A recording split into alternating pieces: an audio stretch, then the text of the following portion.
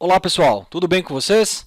Meu nome é Raí Carneiro, eu sou o Microsoft MVP, MCT, e nesse vídeo eu vou fazer uma breve introdução aqui e uma implementação simples de Notification Pattern com C Sharp e .NET Core. Caso você não conheça o meu trabalho, eu sou CEO do academia.net.com.br e também sou Microsoft Certified Trainer, onde nós fazemos treinamentos e workshops.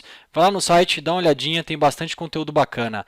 Aproveitando aqui, gostaria de pedir para vocês se inscreverem no canal e deixar o seu like também, se esse vídeo ajudou você de alguma forma. Isso vai dar bastante ajuda no projeto aqui na continuidade dele. Bom, sendo bem rápido e bem objetivo, o que seria então o Notification Pattern e quando a gente vai usar, tá? Antes de falar disso, a gente tem que falar que uma notificação, ela é um objeto que o seu domínio do seu sistema, ele usa para coletar informações sobre erros durante uma validação. Então, quando você tem ali uma interface de usuário, seja ela qual for, e você precisa fazer uma validação no seu domínio ali para entender se aquela entidade ou se aquele DTO, enfim, aquilo que está sendo enviado para o seu domínio, se ele é válido, existem diversas formas de se fazer isso. Normalmente, quando quebra essa validação, quando aquela propriedade ela não é válida, é muito comum as pessoas lançarem exceções, tá? Eu não vou entrar aqui nesse mérito sobre quando você lança uma exceção ou não, enfim, isso aí é pauta para outro vídeo. Mas vamos imaginar o cenário aqui que você tem uma interface de usuário e aí você vai passar, você vai trafegar uma informação e aí você precisa que lá no seu domínio você valide aquilo. Como por exemplo, se o nome está completo, se o e-mail realmente é um e-mail válido, e aí caso não for, a gente vai retornar uma validação para quem chamou, no caso, a interface de usuário, para que lá sejam exibidos um erro. Então, quando um erro na validação aparece, a gente envia de volta para a camada de apresentação para que os erros possam ser exibidos, tá bom? Nesse caso aqui, a gente está falando de camada de apresentação, mas poderia também ser uma validação entre camadas, tá? Aí vai depender um pouquinho do que você quer fazer e do que você precisa fazer na verdade. Então, para fazer aqui um exemplo prático, tá? O que eu vou fazer? Eu vou criar aqui, eu vou no File, New Project e eu vou criar um projeto console mesmo com .NET Core, tá bom? Aqui eu vou criar um repositório aqui, que eu já estava fazendo aqui na minha máquina, então C repos e Notification Pattern.NET Core. Eu vou colocar isso aqui depois no meu GitHub, vou passar para vocês aí qual é, tá bom? Eu vou chamar ele de Notification Pattern .NET Core Sample, tá bom? E vamos criar aqui o projeto. O que eu vou fazer então? Qual que vai ser a nossa ideia para ficar um pouquinho mais didático? Imagine a seguinte situação, tá bom? Eu vou criar aqui uma pastinha, vou chamar essa pastinha aqui de entity, de entidade, tá? Vou criar uma pastinha aqui, só para separar mesmo logicamente, vou chamar ela de result, tá? Que é o resultado que nós vamos ter. E aqui fora eu vou criar uma classe, e essa classe eu vou chamar ela, por exemplo, de verifier, tá? Uma classe verificadora, verifier.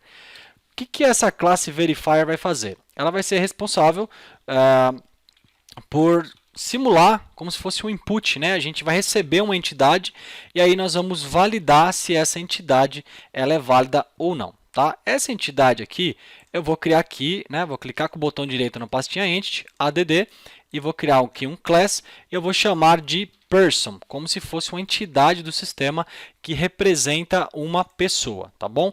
Esse person aqui, ele vai ser uma classe pública, tá? E basicamente eu vou criar as propriedades aqui. Vou fazer prop-g para ele criar uma propriedade privada. Eu vou criar aqui um guide, tá? E vou chamar de id. Eu vou apertar Ctrl ponto, vou instanciar aqui o using system, tá? Aqui em cima veja que o namespace apareceu. Vou fazer também aqui de forma bem simples prop-g, tab. Vou chamar aqui de string e vou dar name. E vou chamar aqui de prop-g de novo, tab, e vou adicionar aqui um string, por exemplo, chamada de email address, endereço do usuário. Aqui tem que ser private também, tá? O motivo que eu estou colocando private aqui é porque eu vou encapsular isso daqui e eu não vou deixar com que ninguém de fora altere o valor do meu e-mail address e nem o valor da propriedade name. Aí eu vou selecionar esses dois aqui, vou apertar Ctrl ponto mais uma vez para ele criar para mim um construtor. Então, a passagem de parâmetro aqui nessa classe, quando a classe for instanciada, eu estou falando que quem instanciar essa classe, a classe person, vai ter que passar para mim aqui o name e o e-mail address, para que aí sim, no construtor, eu vou receber esses valores e aí sim eu vou colocar o valor nas variáveis, tá bom? Existe aqui uma package. Então aqui embaixo veja Package Manager Console, se ele não estiver disponível, ele deve estar aqui no menu View, Other Windows, e aí você procura por aqui que ele está aqui, tá bom? Bom, vamos lá, o que eu vou fazer? Eu vou instalar uma package aqui que ela é bem conhecida, é um Install Package, e eu vou chamar essa package aqui, que é a package Fluent Validator. Depois vocês procurem aí na internet, é uma package feita por um MVP brasileiro também. E o que basicamente essa package faz, tá? Para você ver se ela está instalada, você vem aqui nas dependências, packages e está aqui, ó, Fluent Validator na versão 2.0.4, tá bom? O que essa package faz? Basicamente, ela tem aí encapsulada nela alguns métodos prontos para que a gente consiga fazer essa notificação, essa pattern que eu acabei de falar. Para isso eu tenho que instanciar aqui o Notifiable. Vou dar Ctrl ponto e veja que ele está falando Using Fluent Validator, tá bom? Veja que aqui em cima também no namespace apareceu, já estamos utilizando ela. O que isso significa agora? Então, ao invés de eu ficar fazendo aqui um monte de if, else, para lá e para cá, eu vou simplesmente usar aqui essa package, essa DLL que a gente acabou de trazer para o nosso projeto, para que ela mesma faça a sua verificação. Então, a classe aqui, veja que nós estamos fazendo encapsulamento e agora a classe também ela vai ter uma única responsabilidade, ela vai ter uma responsabilidade, na verdade, de ela mesma se validar. Então, eu vou incluir aqui add notifications e vou fazer um novo contrato de validação. Então, eu vou fazer o new validation contract. Tá? Eu tenho que apertar Ctrl ponto aqui para também instanciar essa classe aqui. Tá? E esse aqui vai ser um contrato de validação dessa classe. E aqui eu vou incluir algumas validações que eu preciso fazer.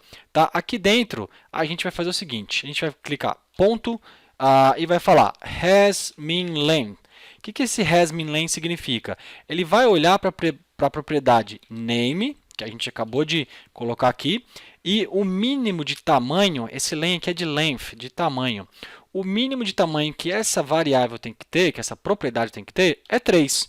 E aí o nome dela é name. E aqui eu vou colocar uma mensagem caso seja validada. Eu vou colocar aqui em inglês, tá? Então, name property must have at least 3 chars. Então, ou seja, a propriedade nome aqui, ela tem que ter no mínimo 3 caracteres. Vou fazer a mesma coisa. Aí aqui eu vou colocar hasMaxLength, tá bom? Porque eu quero que ela tenha no mínimo 3 e no máximo, por exemplo, 10, tá? Então, 10 é o máximo na propriedade name. E aqui eu vou colocar também uma mensagem. Name must not exceed 10 chars, 10 caracteres, tá bom? Então, não pode exceder 10 caracteres e não pode ser menos que 10. Aí também tem um cara aqui que é isEmail. Tá? Olha só que bacana. Então, ao invés de você ficar criando validações aí para verificar através de uma pattern, uma coisa assim do tipo, você vem aqui, passa o isEmail aqui, tá? E ele vai te falar se isso aqui é um e-mail ou não. Então, aqui nesse caso, a gente vai colocar, né, o e-mail address, aí ele está pedindo aqui também a propriedade, que é a mesma propriedade, e aqui a mensagem. Então, eu vou colocar email is not valid. Então, aqui nós estamos basicamente fazendo uma validação de contrato e vendo se essas propriedades aqui são verdadeiras ou não. Na verdade, se essas condições elas são verdadeiras ou não. E aí, a partir disso, se não for, a própria classe vai autenticar o seu estado, na verdade, né? Vai verificar o seu estado e aí ela mesma vai tomar conta dela mesma, vamos falar assim, tá? Bom, aqui então agora a gente vai criar uma classe que vai ser o resultado, né? Vai transportar o resultado dessa informação para mim. E eu estou chamando ela aqui de result. Então, vou criar uma classe nova, add, new class aqui, vou chamar ela de notification result. Notification result. Tá bom? Essa classe aqui, o que ela vai ter? Ela vai ser uma classe pública. E aqui eu vou deixar aqui 3 propriedades, tá? Propriedade booleana, que eu vou falar success, ou seja, foi sucesso ou não. Uma outra propriedade do tipo string chamado message, que é a mensagem que eu vou passar. E uma public object data, que é o dado que eu vou querer passar. Então, se eu vou passar aqui algum tipo de entidade, um JSON, alguma coisa assim do tipo. E aqui, o que eu vou fazer? Eu também vou... na verdade, eu vou deixar esse cara aqui como se fosse um DTO mesmo, tá? Vou mudar o nome dele aqui, ó, Notification Result DTO, que é um Data Transfer Object, né? Então, vai ser uma classe responsável por trafegar alguma informação no meu sistema, tá bom? Só lembrando, pessoal, eu não estou usando aqui nenhum tipo de padrão de projeto, nenhum tipo de arquitetura, é só para vocês entenderem o conceito mesmo, tá bom? E agora eu vou criar aqui a classe, a verifier. Então, o que essa verifier vai ter? A primeira coisa que eu tenho que fazer é o seguinte, a verifier também vai herdar de notifiable, tá? Que é a classe lá da package que a gente pegou. Então, vou dar um Ctrl ponto aqui. Beleza, já trouxe.